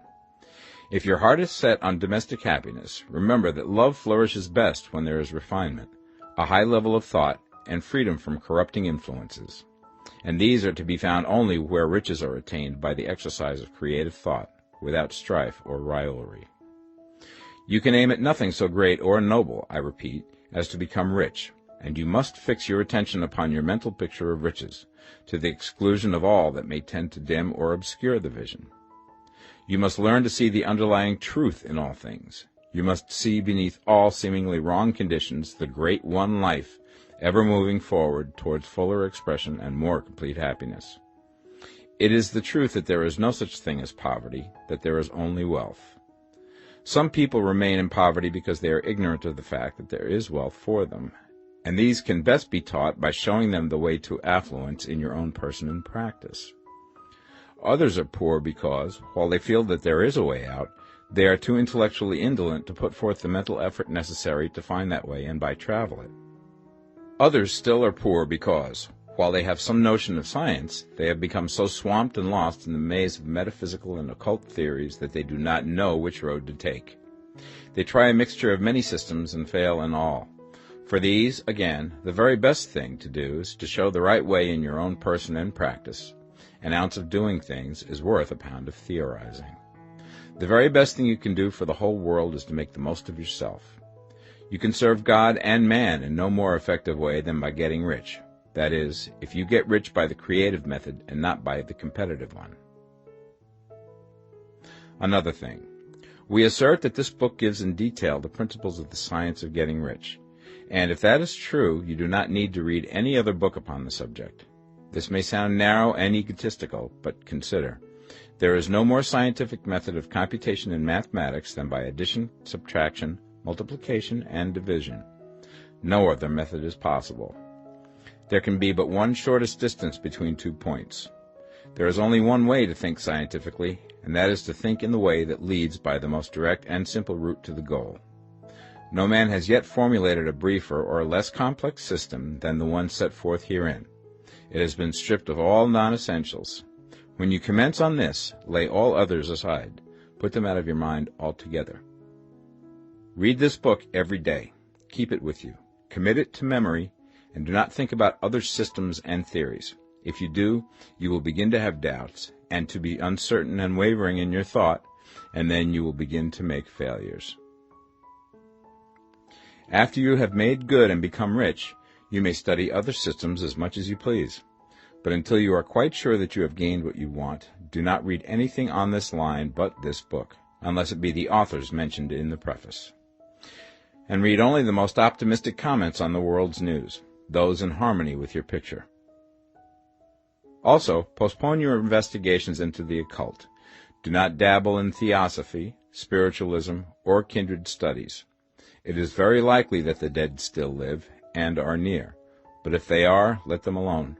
Mind your own business. Wherever the spirits of the dead may be, they have their own work to do and their own problems to solve, and we have no right to interfere with them. We cannot help them, and it is very doubtful whether they can help us, or whether we have any right to trespass upon their time if they can. Let the dead and the hereafter alone, and solve your own problem. Get rich. If you begin to mix with the occult, you will start mental cross-currents which will surely bring your hopes to shipwreck. Now, this and the preceding chapters have brought us to the following statement of basic facts. There is a thinking stuff from which all things are made, and which, in its original state, permeates, penetrates, and fills the interspaces of the universe. A thought in this substance produces the thing that is imaged by the thought. Man can form things in his thought, and, by impressing his thought upon formless substance, can cause the thing he thinks about to be created. In order to do this, man must pass from the competitive to the creative mind. He must form a clear mental picture of the things he wants, and hold this picture in his thoughts with the fixed purpose to get what he wants, and the unwavering faith that he does get what he wants, closing his mind against all that may tend to shake his purpose, dim his vision, or quench his faith. And in addition to all this, we shall now see that he must live and act in a certain way. Chapter 11. Acting in the Certain Way. Thought is the creative power, or the impelling force which causes the creative power to act. Thinking in a certain way will bring riches to you, but you must not rely upon thought alone, paying no attention to personal action. That is the rock upon which many otherwise scientific metaphysical thinkers meet shipwreck, the failure to connect thought with personal action. We have not yet reached the stage of development, even supposing such a stage to be possible, in which man can create directly from formless substance without nature's processes or the work of human hands. Man must not only think, but his personal action must supplement his thought. By thought you can cause the gold in the hearts of the mountains to be impelled towards you, but it will not mine itself, refine itself, coin itself into double eagles, and come rolling along the roads seeking its way into your pocket. Under the impelling power of the Supreme Spirit, men's affairs will be so ordered that someone will be led to mine the gold for you. Other men's business transactions will be so directed that the gold will be brought toward you, and you must so arrange your own business affairs that you may be able to receive it when it comes to you. Your thought makes all things, animate and inanimate, work to bring you what you want, but your personal activity must be such that you can rightly receive what you want when it reaches you. You are not to take it as charity, nor to steal it. You must give every man more in use value than he gives you in cash value. The scientific use of thought consists in forming a clear and distinct mental image of what you want, in holding fast to the purpose to get what you want, and in realizing with grateful faith that you do get what you want. Do not try to project your thought in any mysterious or occult way, with the idea of having it go out and do things for you. That is a wasted effort and will weaken your power to think with sanity. The action of thought in getting rich is fully explained in the preceding chapters.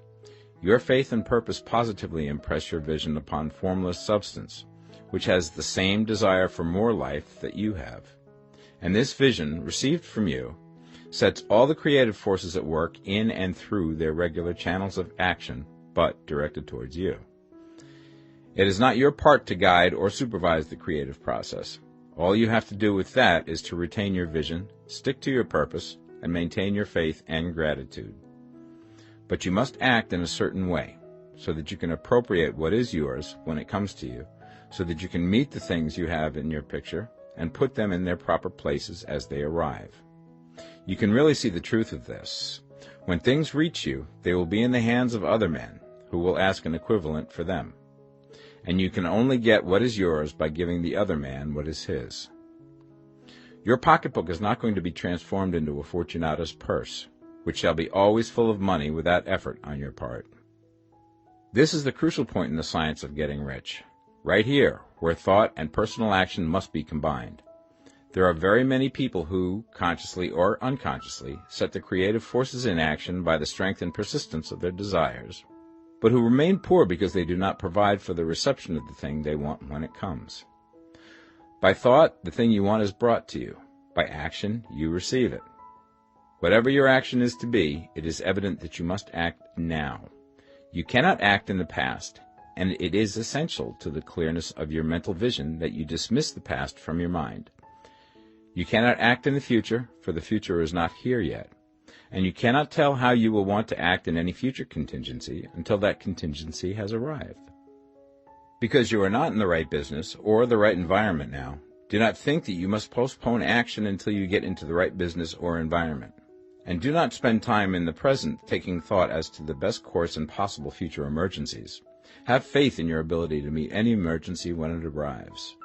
If you act in the present with your mind on the future, your present action will be with a divided mind and will not be effective. Put your whole mind into present action. Do not give your creative impulse to original substance, and then sit down and wait for results. If you do, you will never get them. Act now. There is never any time but now, and there never will be any time but now. If you are ever to begin to make ready for the reception of what you want, you must begin now. And your action, whatever it is, must most likely be in your present business or employment, and must be upon the persons and things in your present environment. You cannot act where you are not, you cannot act where you have been, and you cannot act where you are going to be. You can act only where you are. Do not bother as to whether yesterday's work was well done or ill done. Do today's work well. Do not try to do tomorrow's work now. There will be plenty of time to do that when you get to it. Do not try, by occult or mystical means, to act on people or things that are out of your reach.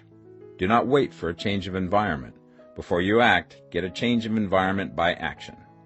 You can so act upon the environment in which you are now, as to cause yourself to be transferred to a better environment. Hold with faith and purpose the vision of yourself in the better environment, but act upon your present environment with all your heart and with all your strength and with all your mind. Do not spend any time in daydreaming or castle building. Hold to the one vision of what you want and act now. Do not cast about seeking some new thing to do, or some strange, unusual, or remarkable action to perform as a first step towards getting rich. It is probable that your actions, at least for some time to come, will be those you have been performing for some time past, but you are to begin now to perform these actions in a certain way, which will surely make you rich. If you are engaged in some business and feel that it is not the right one for you, do not wait until you get into the right business before you begin to act. Do not feel discouraged or sit down and lament because you are misplaced. No man was ever so misplaced that he could not find the right place, and no man ever became so involved in the wrong business but that he could get into the right business. Hold the vision of yourself in the right business, with the purpose to get into it, and the faith that you will get into it, and are getting into it, but act in your present business. Use your present business as the means of getting a better one, and use your present environment as the means of getting into a better one. Your vision of the right business, if held with faith and purpose, will cause the Supreme to move the right business towards you, and your action, if performed in a certain way, will cause you to move towards the business. If you are an employee or wage earner and feel that you must change places in order to get what you want, do not project your thought into space and rely upon it to get you another job. It will probably fail to do so. Hold the vision of yourself in the job you want, while you act with faith and purpose on the job you have, and you will certainly get the job you want. Your vision and faith will set the creative force in motion to bring it toward you, and your action will cause the forces in your own environment to move you toward the place you want. In closing this chapter, we will add another statement to our syllabus. There is a thinking stuff from which all things are made, and which, in its original state, permeates, penetrates, and fills the interspaces of the universe. A thought in this substance produces the thing that is imaged by the thought. Man can form things in his thought, and, by impressing his thought upon formless substance, can cause the thing he thinks about to be created. In order to do this, man must pass from the competitive to the creative mind. He must form a clear mental picture of the thing he wants, and hold this picture in his thoughts with the fixed purpose to get what he wants, and the unwavering faith that he does get what he wants, closing his mind to all that may tend to shake his purpose, dim his vision, or quench his faith. That he may receive what he wants when it comes, man must act now upon the people and things in his present environment. Chapter 12. Efficient Action. You must use your thought as directed in previous chapters, and begin to do what you can do where you are, and you must do all that you can do where you are. You can advance only by being larger than your present place, and no man is larger than his present place who leaves undone any of the work pertaining to that place. The world is advanced only by those who more than fill their present places. If no man quite filled his present place, you can see that there must be a going backward in everything. Those who do not quite fill their present places are dead weight upon society, government, commerce, and industry. They must be carried along by others at a great expense. The progress of the world is retarded only by those who do not fill the places they are holding. They belong to a former age and a lower stage or plane of life, and their tendency is towards degeneration. No society could advance if every man was smaller than his place. Social evolution is guided by the law of physical and mental evolution. In the animal world, evolution is caused by excess of life. When an organism has more life than can be expressed in the function of its own plane, it develops the organs of a higher plane, and a new species is originated. There never would have been new species had there not been organisms which more than filled their places. The law is exactly the same for you. Your getting rich depends upon your applying this principle to your own affairs. Every day is either a successful day or a day of failure, and it is the successful days which get you what you want. If every day is a failure, you can never get rich, while if every day is a success, you cannot fail to get rich. If there is something that may be done today, and you do not do it, you have failed in so far as that thing is concerned, and the consequences may be more disastrous than you imagine. You cannot foresee the results of even the most trivial act. You do not know the workings of all the forces that have been set moving in your behalf. Much may be depending on your doing some simple act. It may be the very thing which is to open the door of opportunity to very great possibilities. You can never know all the combinations which supreme intelligence is making for you in the world of things and of human affairs. Your neglect or failure to do some small thing may cause a long delay in getting what you want. Do, every day, all that can be done that day. There is, however, a limitation or qualification of the above that you must take into account. You are not to overwork, not to rush blindly into your business in the effort to do the greatest possible number of things in the shortest possible time. You are not to try to do tomorrow's work today, nor to do a week's work in a day. It is really not the number of things you do, but the efficiency of each separate action that counts. Every act is, in itself, either a success or a failure. Every act is, in itself, either effective or inefficient. Every inefficient act is a failure, and if you spend your life in doing inefficient acts, your whole life will be a failure. The more things you do, the worse for you if all your acts are inefficient ones. On the other hand, every efficient act is a success in itself, and if every act of your life is an efficient one, your whole life must be a success. The cause of failure is doing too many things in an inefficient manner, and not doing enough things in an efficient manner. You will see that it is a self-evident proposition that if you do not do any inefficient acts, and if you do a sufficient number of efficient acts, you will become rich. If, now, it is possible for you to make each act an efficient one, you see again that the getting of riches is reduced to an exact science, like mathematics. The matter turns, then, on the questions whether you can make each separate act a success in itself, and this you certainly can do. You can make each act a success because all power is working with you, and all power cannot fail. Power is at your service, and to make each act efficient, you have only to put power into it. Every action is either strong or weak, and when everyone is strong, you are acting in a certain way, which will make you rich. Every act can be made strong and efficient by holding your vision while you are doing it, and putting the whole power of your faith and purpose into it. It is at this point that the people fail who separate mental power from personal action. They use the power of the mind in one place and at one time, and they act in another place at another time. So their acts are not successful in themselves. Too many of them are inefficient. But if all power goes into every act, no matter how commonplace, every act will be a success in itself. And as in the nature of things, every success opens the way to other successes, your progress towards what you want and the progress of what you want toward you will become increasingly rapid. Remember that successful action is cumulative in its results. Since the desire for more life is inherent in all things, when a man begins to move towards larger life, more things attach themselves to him, and the influence of his desire is multiplied.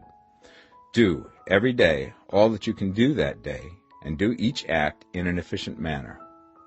In saying that you must hold your vision while you are doing each act, however trivial or commonplace, I do not mean to say that it is necessary at all times to see the vision distinctly to its smallest details. It should be the work of your leisure hours to use your imagination on the details of your vision, and to contemplate them until they are firmly fixed upon memory. If you wish speedy results, spend practically all your spare time in this practice. By continuous contemplation you will get the picture of what you want, even to the smallest details, so firmly fixed upon your mind and so completely transferred to the mind of formless substance, that in your working hours you need only to mentally refer to the picture to stimulate your faith and purpose, and cause your best effort to be put forth. Contemplate your picture in your leisure hours until your consciousness is so full of it that you can grasp it instantly. You will become so enthused with its bright promises that the mere thought of it will call forth the strongest energies of your whole being. Let us again repeat our syllabus, and by slightly changing the closing statements, bring it to the point we have now reached. There is a thinking stuff from which all things are made, and which, in its original state, permeates, penetrates, and fills the interspaces of the universe. A thought in this substance produces the thing that is imaged by the thought. Man can form things in his thought, and, by impressing his thought upon formless substance, can cause the thing he thinks about to be created. In order to do this, man must pass from competitive to the creative mind. He must form a clear mental picture of the thing he wants, and do, with faith and purpose, all that can be done each day, doing each separate thing in an efficient manner. Chapter 13. Getting into the right business. Success in any particular business depends for one thing upon your possessing in a well-developed state the faculties required in that business. Without good musical faculty, no one can succeed as a teacher of music. Without well-developed mechanical faculties, no one can achieve great success in any of the mechanical trades. Without tact and the commercial faculties, no one can succeed in the mercantile pursuits. But to possess in a well-developed state the faculties required in your particular vocation does not ensure getting rich. There are musicians who have remarkable talent and who yet remain poor. There are blacksmiths, carpenters, and so on who have excellent mechanical ability, but who do not get rich. And there are merchants with good faculties for dealing with men who nevertheless fail. The different faculties are tools. It is essential to have good tools, but it is also essential that the tools should be used in the right way. One man can take a sharp saw, a square, a good plane, and so on, and build a handsome article of furniture. Another man can take the same tools and set to work to duplicate the article, but his production will be a botch. He does not know how to use good tools in a successful way. The various faculties of your mind are the tools with which you must do the work which is to make you rich. It will be easier for you to succeed if you get into a business for which you are well equipped with mental tools. Generally speaking, you will do best in that business which will use your strongest faculties, the one for which you are naturally best fitted. But there are limitations to this statement also. No man should regard his vocation as being irrevocably fixed by the tendencies with which he was born. You can get rich in any business, for if you have not the right talent you can develop that talent. It merely means that you will have to make your tools as you go along, instead of confining yourself to the use of those with which you were born. It will be easier for you to succeed in a vocation for which you already have the talent in a well-developed state, but you can succeed in any vocation, for you can develop any rudimentary talent, and there is no talent of which you have not at least the rudiment. You will get rich most easily in point of effort if you do that for which you are best fitted, but you will get rich most satisfactorily if you do that which you want to do. Doing what you want to do is life, and there is no real satisfaction in living if we are compelled to be forever doing something which we do not like to do, and can never do what we want to do. And it is certain that you can do what you want to do. The desire to do it is proof that you have within you the power which can do it. Desire is a manifestation of power. The desire to play music is the power which can play music seeking expression and development. The desire to invent mechanical devices is the mechanical talent seeking expression and development. When there is no power, either developed or undeveloped, to do a thing, there is never any desire to do that thing. And where there is strong desire to do a thing, it is certain proof that the power to do it is strong, and only requires to be developed and applied in the right way. All things else being equal, it is best to select the business for which you have the best developed talent. But if you have a strong desire to engage in any particular line of work, you should select that work as the ultimate end at which you aim. You can do what you want to do, and it is your right and privilege to follow the business or avocation which will be most congenial and pleasant. You are not obliged to do what you do not like to do, and should not do it except as a means to bring you to the doing of the thing you want to do. If there are past mistakes whose consequences have placed you in an undesirable business or environment, you may be obliged for some time to do what you do not like to do. If you feel that you are not in the right vocation, do not act too hastily in trying to get into another one. The best way, generally, to change business or environment is by growth. Do not be afraid to make a sudden and radical change if the opportunity is presented, and you feel after careful consideration that it is the right opportunity. But never take sudden or radical action when you are in doubt as to the wisdom of doing so. There is never any hurry on the creative plane, and there is no lack of opportunity. When you get out of the competitive mind, you will understand that you never need to act hastily. No one else is going to beat you to the thing you want to do. There is enough for all. If one space is taken, another and a better one will be opened for you a little further on. There is plenty of time. When you are in doubt, wait. Fall back on the contemplation of your vision, and increase your faith and purpose. And by all means, in times of doubt and indecision, cultivate gratitude. A day or two spent in contemplating the vision of what you want, and in earnest thanksgiving that you are getting it, will bring your mind into such close relationship with the Supreme that you will make no mistake when you do act. There is a mind which knows all there is to know, and you can come into close unity with this mind by faith and the purpose to advance in life if you have deep gratitude. Mistakes come from acting hastily, or from acting in fear or doubt, or in forgetfulness of the right motive, which is more life to all and less to none. As you go on in the certain way, opportunities will come to you in increasing number, and you will need to be very steady in your faith and purpose, and to keep in close touch with the all-mind by reverent gratitude. Do all that you can do in a perfect manner every day, but do it without haste, worry, or fear. Go as fast as you can, but never hurry. Remember that in the moment you begin to hurry, you cease to be a creator and become a competitor. You drop back upon the old plane again. Whenever you find yourself hurrying, call a halt. Fix your attention on the mental image of the thing you want, and begin to give thanks that you are getting it. The exercise of gratitude will never fail to strengthen your faith and renew your purpose. Chapter 14. The Impression of Increase. Whether you change your vocation or not, your actions for the present must be those pertaining to the business in which you are now engaged. You can get into the business you want by making constructive use of the business you are already established in, by doing your daily work in a certain way. And insofar as your business consists in dealing with other men, whether personally or by letter, the key thought of all your efforts must be to convey to their minds the impression of increase. Increase is what all men and women are seeking.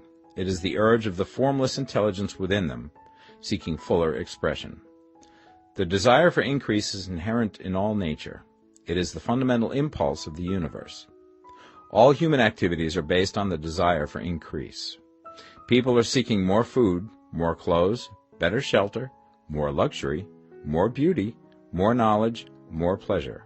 Increase in something, more life. Every living thing is under this necessity for continuous advancement. Where increase of life ceases, dissolution and death set in at once. Man instinctively knows this, and hence he is forever seeking more.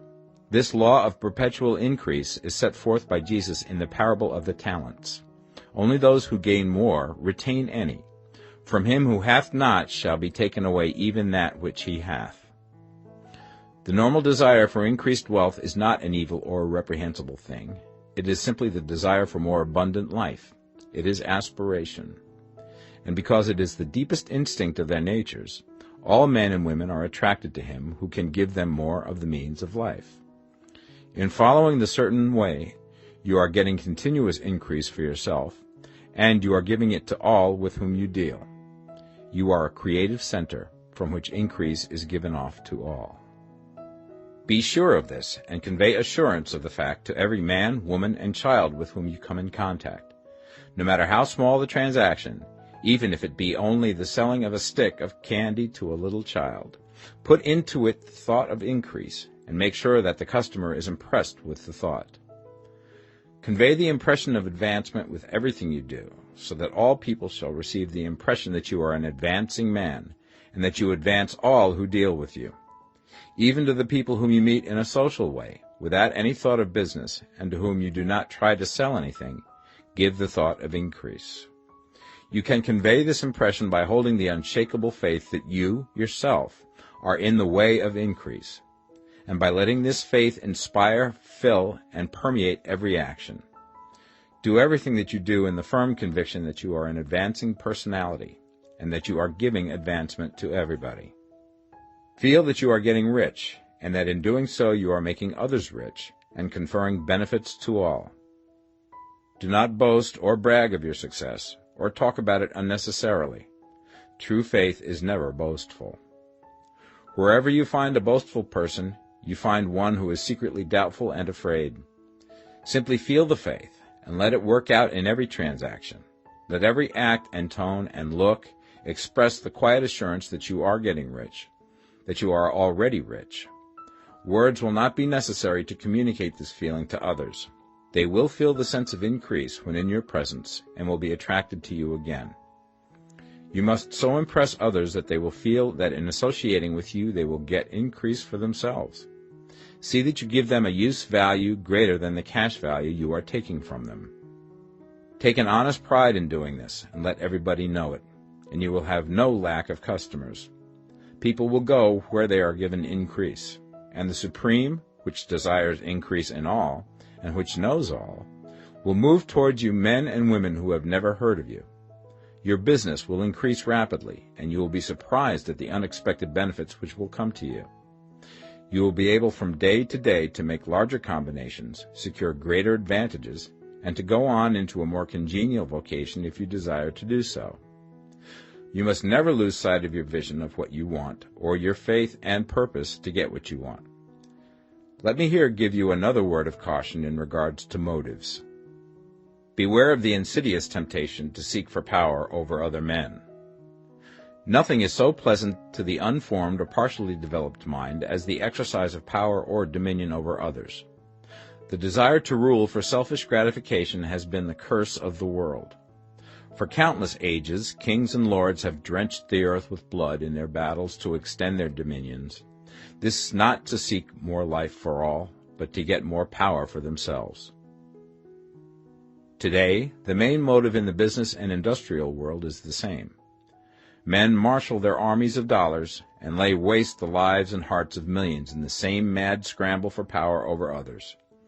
Commercial kings, like political kings, are inspired by the lust for power. Jesus saw in this desire for mastery the moving impulse of that evil world he sought to overthrow. Read the 23rd chapter of Matthew and see how he pictures the lust of the Pharisees to be called master, to sit in the high places, to domineer over others, and to lay burdens on the backs of the less fortunate. And note how he compares this lust for dominion with the brotherly seeking for the common good to which he calls his disciples. Look out for the temptation to seek for authority, to become a master, to be considered as one who is above the common herd, to impress others by lavish display, and so on. The mind that seeks for mastery over others is the competitive mind, and the competitive mind is not the creative one. In order to master your environment and your destiny, it is not at all necessary that you should rule over your fellow men, and indeed, when you fall into the world's struggle for the high places, you begin to be conquered by fate and environment, and your getting rich becomes a matter of chance and speculation. Beware the competitive mind. No better statement of the principle of creative action can be formulated than the favorite declaration of the late Golden Rule Jones of Toledo. What I want for myself, I want for everybody. Chapter 15. The Advancing Man. What I have said in the last chapter applies as well to the professional man and the wage earner as to the man who is engaged in mercantile business. No matter whether you are a physician, a teacher, or a clergyman, if you can give increase of life to others and make them sensible of the fact, they will be attracted to you and you will get rich.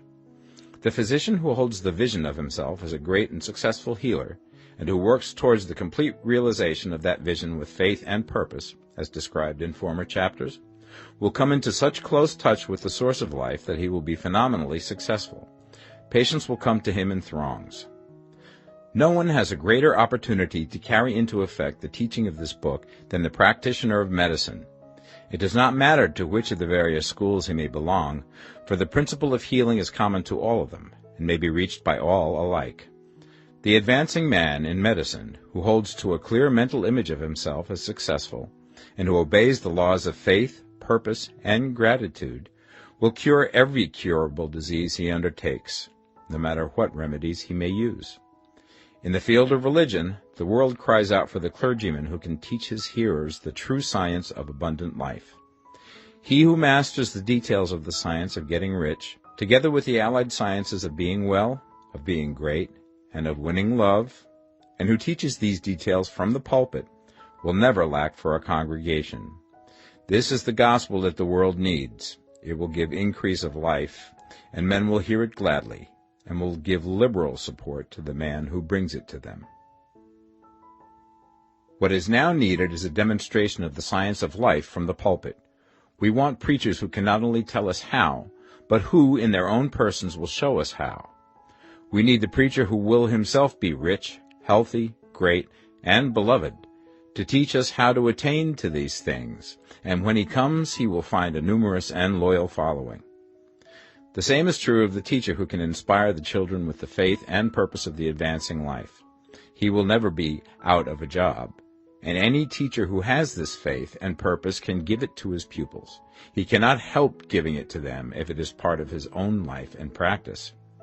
What is true of the teacher, preacher, and physician is true of the lawyer, dentist, real estate man, insurance agent, of everybody.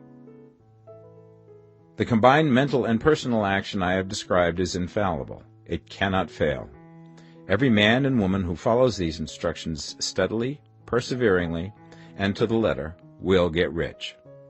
The law of the increase of life is as mathematically certain in its operation as the law of gravitation. Getting rich is an exact science. The wage earner will find this as true of his case as of any others mentioned. Do not feel that you have no chance to get rich because you are working where there is no visible opportunity for advancement, where wages are small and the cost of living high. Form your clear mental vision of what you want and begin to act with faith and purpose. Do the work that you can do every day and do each piece of work in a perfectly successful manner. Put the power of success and the purpose to get rich into everything that you do. But do not do this merely with the idea of currying favor with your employer in the hopes that he or those above you will see your good work and advance you. It is not likely that they will do so. The man who is merely a good workman, filling his place to the very best of his ability, and satisfied with that, is valuable to his employer, and it is not to the employer's interest to promote him. He is worth more where he is. To secure advancement, something more is necessary than to be too large for your place. The man who is certain to advance is the one who is too big for his place, and who has a clear concept of what he wants to be, who knows that he can become what he wants to be, and who is determined to be what he wants to be. Do not try to more than fill your present place with a view to pleasing your employer. Do it with the idea of advancing yourself. Hold the faith and purpose of increase during work hours, after work hours, and before work hours.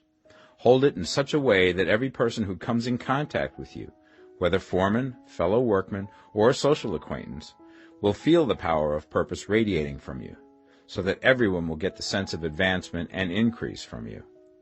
Men will be attracted to you, and if there is no possibility for advancement in your present job, you will very soon see an opportunity to take another job. There is a power which never fails to present opportunity to the advancing man who is moving in obedience to law. God cannot help helping you if you act in a certain way. He must do so in order to help himself. There is nothing in your circumstances or in the industrial situation that can keep you down. If you cannot get rich working for the Steel Trust, you can get rich on a 10-acre farm. And if you begin to move in the certain way, you will certainly escape from the clutches of the Steel Trust and get on to the farm or wherever else you wish to be. If a few thousands of its employees would enter upon the certain way, the Steel Trust would soon be in a bad plight. It would have to give its working men more opportunity or go out of business. Nobody has to work for a trust. The trusts can keep men in so-called hopeless conditions only so long as there are men who are too ignorant to know of the science of getting rich, or too intellectually slothful to practice it. Begin this way of thinking and acting, and your faith and purpose will make you quick to see any opportunity to better your condition. Such opportunities will speedily come, for the Supreme, working in all and working for you, will bring them before you. Do not wait for an opportunity to be all that you want to be. When an opportunity to be more than you are now is presented, and you feel impelled toward it, take it. It will be the first step towards a greater opportunity. There is no such thing possible in this universe as a lack of opportunities for the man who is living the advancing life. It is inherent in the constitution of the cosmos that all things shall be for him and work together for his good, and he must certainly get rich if he acts and thinks in the certain way. So let wage-earning men and women study this book with great care, and enter with confidence upon the course of action it prescribes. It will not fail. Chapter 16. Some Cautions and Concluding Observations. Many people will scoff at the idea that there is an exact science of getting rich. Holding the impression that the supply of wealth is limited, they will insist that social and governmental institutions must be changed before even any considerable number of people can acquire a competence. But this is not true. It is true that existing governments keep the masses in poverty, but this is because the masses do not think and act in the certain way. If the masses begin to move forward as suggested in this book, neither governments nor industrial systems can check them. All systems must be modified to accommodate the forward movement. If the people have the advancing mind, have the faith that they can become rich, and move forward with the fixed purpose to become rich, nothing can possibly keep them in poverty. Individuals may enter upon the certain way at any time and under any government, and may make themselves rich. And when any considerable number of individuals do so under any government, they will cause the system to be so modified as to open the way for others. The more men who get rich on the competitive plane, the worse for others. The more who get rich on the creative plane, the better for others. The economic salvation of the masses can only be accomplished by getting a large number of people to practice the scientific method set down in this book and become rich. These will show others the way and inspire them with a desire for real life, with the faith it can be attained, and with the purpose to attain it. For the present, however, it is enough to know that neither the government under which you live nor the capitalistic or competitive system of industry can keep you from getting rich. When you enter upon the creative plane of thought, you will rise above all these things and become a citizen of another kingdom. But remember that your thought must be held upon the creative plane. You are never for an instant to be betrayed into regarding the supply as limited, or into acting on the moral level of competition. Whenever you do fall into old ways of thought, correct yourself instantly, for when you are in the competitive mind, you have lost the cooperation of the mind of the whole. Do not spend any time in planning as to how you will meet possible emergencies in the future, except as the necessary policies may affect your actions today. You are concerned with doing today's work in a perfectly successful manner, and not with emergencies which may arise tomorrow. You can attend to them as they come. Do not concern yourself with questions as to how you shall surmount obstacles which may loom upon your business horizon, unless you can see plainly that your course must be altered today in order to avoid them. No matter how tremendous an obstruction may appear at a distance, you will find that if you go on in the certain way, it will disappear as you approach it, or that a way over, through, or around it will appear. No possible combination of circumstances can defeat a man or woman who is proceeding to get rich along strictly scientific lines. No man or woman who obeys the law can fail to get rich, any more than one can multiply 2 by 2 and fail to get 4. Give no anxious thought to possible disasters, obstacles, panics, or unfavorable combinations of circumstances. It is time enough to meet such things when they present themselves before you in the immediate present, and you will find that every difficulty carries with it the wherewithal for its overcoming. Guard your speech. Never speak of yourself, your affairs, or of anything else in a discouraged or discouraging way. Never admit the possibility of failure, or speak in a way that infers failure as a possibility. Never speak of times as being hard, or of business conditions as being doubtful. Times may be hard and business doubtful for those who are on the competitive plane, but they can never be so for you. You can create what you want, and you are above fear. When others are having hard times and poor business, you will find your greatest opportunities. Train yourself to think of and to look upon the world as a something which is becoming, which is growing, and to regard seeming evil as being only that which is undeveloped. Always speak in terms of advancement. To do otherwise is to deny your faith, and to deny your faith is to lose it. Never allow yourself to feel disappointed. You may expect to have a certain thing at a certain time, and not get it at that time, and this will appear to you like failure. But if you hold to your faith, you will find that the failure is only apparent. Go on in the certain way, and if you do not receive that thing, you will receive something so much better that you will see that the seeming failure was really a great success. A student of this science had set his mind on making a certain business combination which seemed to him at the time to be very desirable, and he worked for some weeks to bring it about. When the crucial time came, the thing failed in a perfectly inexplicable way. It was as if some unseen influence had been working secretly against him. He was not disappointed. On the contrary, he thanked God that his desire had been overruled, and went steadily on with a grateful mind. In a few weeks an opportunity so much better came his way that he would not have made the first deal on any account, and he saw that a mind which knew more than he knew had prevented him from losing the greater good by entangling himself with the lesser. That is the way every seeming failure will work out for you, if you keep your faith, hold to your purpose, have gratitude, and do, every day, all that can be done that day, doing each separate act in a successful manner. When you make a failure, it is because you have not asked for enough. Keep on, and a larger thing than you were seeking will certainly come to you. Remember this. You will not fail because you lack the necessary talent to do what you wish to do. If you go on as I have directed, you will develop all the talent that is necessary to the doing of your work. It is not within the scope of this book to deal with the science of cultivating talent, but it is as certain and simple as the process of getting rich. However, do not hesitate or waver for fear that when you come to any certain place you will fail for lack of ability. Keep right on, and when you come to that place, the ability will be furnished to you. The same source of ability which enabled the untaught Lincoln to do the greatest work in government ever accomplished by a single man is open to you.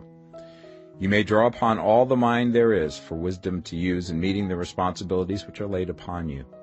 Go on in full faith. Study this book. Make it your constant companion until you have mastered all the ideas contained in it.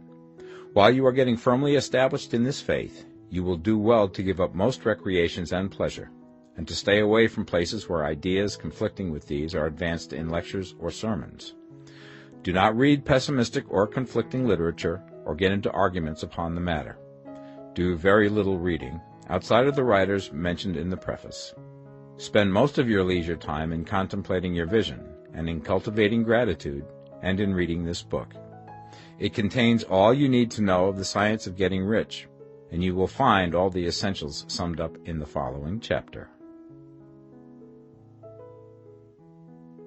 Chapter 17. Summary of the Science of Getting Rich. There is a thinking stuff from which all things are made, and which, in its original state, permeates, penetrates, and fills the interspaces of the universe. A thought in this substance produces the thing that is imaged by the thought. Man can form things in his thought, and by impressing his thought upon formless substance can cause the thing he thinks about to be created. In order to do this, man must pass from the competitive to the creative mind, otherwise he cannot be in harmony with the formless intelligence, which is always creative and never competitive in spirit. Man may come into full harmony with the formless substance by entertaining a lively and sincere gratitude for the blessings it bestows upon him.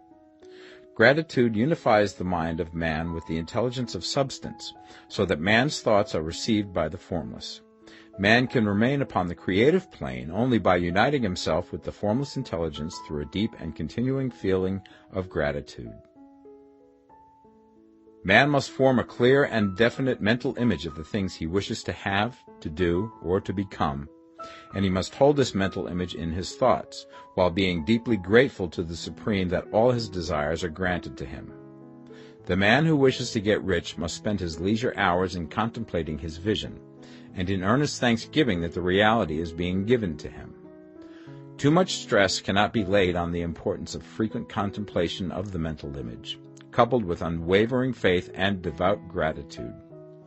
This is the process by which the impression is given to the formless, and the creative forces set in motion. The creative energy works through the established channels of natural growth, and of the industry and social order. All that is included in his mental image will surely be brought to the man who follows the instructions given above, and whose faith does not waver. What he wants will come to him through the ways of established trade and commerce. In order to receive his own when it shall come to him, man must be active, and this activity can only consist in more than filling his present place.